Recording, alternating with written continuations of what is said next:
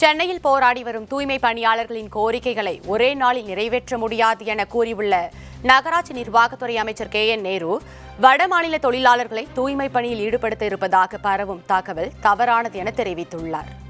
துறை அமைச்சர் இல்லைங்க, துறை அமைச்சர் நானும் போனேன். 4 நாள் போயிருக்கேன். 4 நாளும் பேசியிருக்கோம். கிட்டத்தட்ட 300 பேர் திருப்பி வேலைக்கு வந்திருக்கிறாங்க. அவங்களோட தொடர்ந்து பேசிட்டு இருக்கோம்.